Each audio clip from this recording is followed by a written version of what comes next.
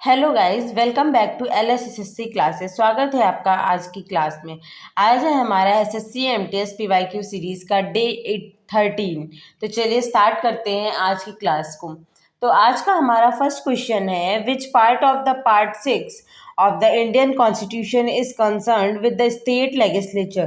कौन सा पार्ट है पार्ट 6 का इंडियन कॉन्स्टिट्यूशन में जो कंसर्न करता है स्टेट लेजिस्लेचर के लिए। स्टेट लेजिस्लेचर के लिए कौन सा चैप्टर है? पार्ट 6 का कौन सा चैप्टर है? तो राइट आंसर हो जाएगा chapter 3। Next question, which of the following dance form is inspired by the sculpture of ancient temple of Chidambaram. Chidambaram जो स्कल्पचर है एंशियंट टेम्पल का, वो किस डांस फॉर्म से एसोसिएटेड है, इंस्पायर्ड है? तो राइट आंसर हो जाएगा Bharatanatyam. Next question, as per Census of India 2011, which of the following states has the highest percentage of urban population in India? Census 2011 के अकॉर्डिंग हाईएस्ट परसेंटेज में urban population कहाँ रहती है? तो राइट आंसर है हमारा मिजोरम। नेक्स्ट क्वेश्चन, इन जेम basti temple of Karnataka over the garbhagriha is raised a dash storied nirandhara vimana with square griva and shikharas. तो राइट आंसर क्या हो जाएगा हमारा? Five stories. Next question, with which of the following festival does the 5 day long festival of Diwali and? Diwali का जो 5 दिन का लंबा फेस्टिवल होता है वो किस फेस्टिवल से एंड होता है? तो हमारा जो दिवाली का फेस्टिवल होता है उसमें सबसे लास्ट में भाई दूज होता है। उसके बाद हमारी दिवाली का जो फेस्टिवल होता है वो फिनिश हो जाता है। सबसे पहले हमारी होती है धनतेरस, उसके बाद छोटी दिवाली, बड़ी दिवाली, देन गोवर्धन पूजा, उसके बाद होता है भाई दूज। तो लास्ट फेस्टिवल कौन सा होता है? भाई Dooj. Next question, MS in 1974 MS Subbulakshmi became the first Indian musician to win। 1974 में MS सुब्बुलक्ष्मी जो थी वो पहली ऐसी इंडियन बनी थी जिनको कौन सा अवार्ड मिला था? उनको MS सुब्बुलक्ष्मी को 1974 में रेमन मैग्सेसे अवार्ड मिला था। Next question, Seleucus Nicator was a contemporary of. Seleucus Nicator जो है वो किसका कंटेम्परेरी था? राइट आंसर है Chanakya. Next question, with which of the following amendment act of Indian constitution was 11th fundamental duty? 11th fundamental duty किस amendment से add किया गया? तो 86 अमेंडमेंट से 11th फंडामेंटल ड्यूटी ऐड की गई। Next question, in November 2023 who was reappointed as the chairman of armed forces tribunal. तो November 2023 में किसको रीअपॉइंट किया गया था? दोबारा से अपॉइंट किया गया था as the chairman of armed force tribunal. तो राइट आंसर हो जाएगा हमारा justice Rajendra Menon. Next question, Neville Stephen Joseph D'Souza is associated with which game? तो ये किस गेम से एसोसिएटेड? तो राइट आंसर होगा हमारा football. Next question, which of the two following countries were formed as a result of the partition of India? India का जो partition हुआ था उसके रिजल्ट में कौन सी दो कंट्रीज फॉर्म हुई थी? तो राइट आंसर हो जाएगा हमारा इंडिया एंड पाकिस्तान। इंडिया का जब पार्टीशन हुआ था तो इंडिया और पाकिस्तान दो कंट्रीज फॉर्म हुई थी। Next question, straight from the heart is an autobiography of the famous cricketer. Straight from the heart किसकी ऑटोबायोग्राफी है?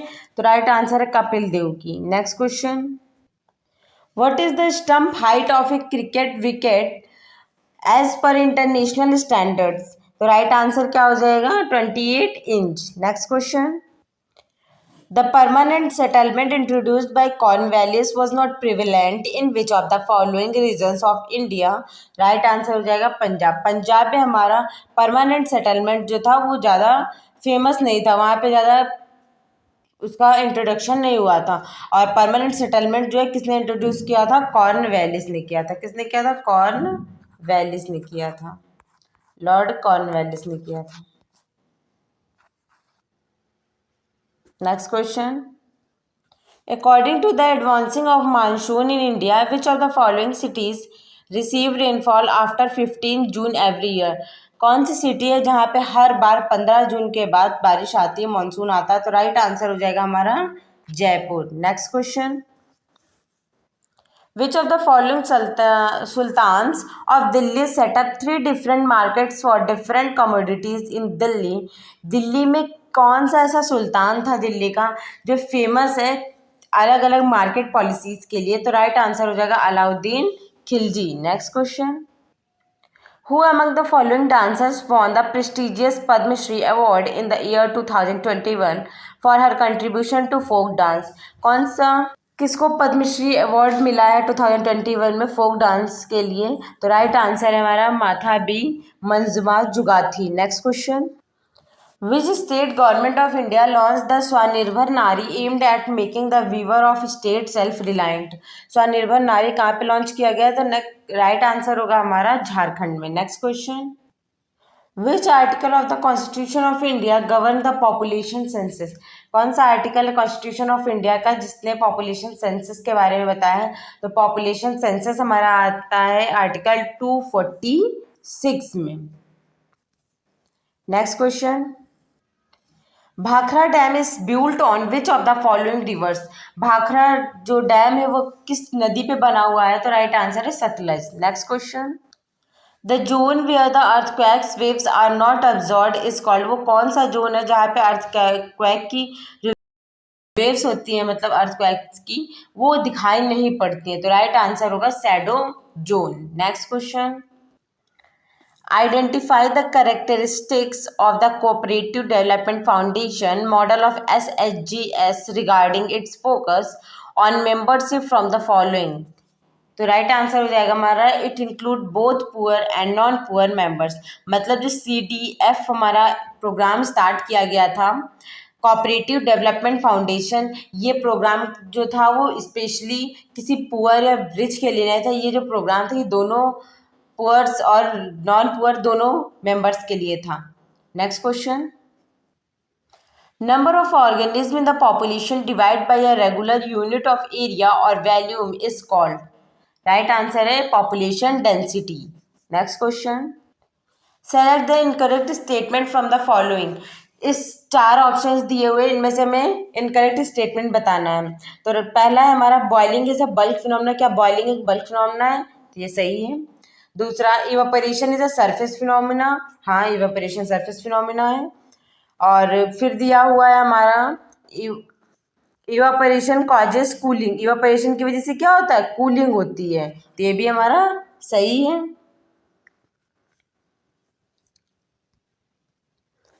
तो हमारे ये जो ऑप्शन दिया हुआ है both boiling and evaporation are bulk phenomena, तो यही हमारा इनकरेक्ट ऑप्शन है. Next question. The iodine value of oil and fat indicates. Oil और फैट्स की जो आयोडीन वैल्यू क्या बताते हैं? हमारी degree of unsaturation. So guys ये हमारी आज डे 13 के क्वेश्चन आंसर्स थे MTS PYQ सीरीज़ के.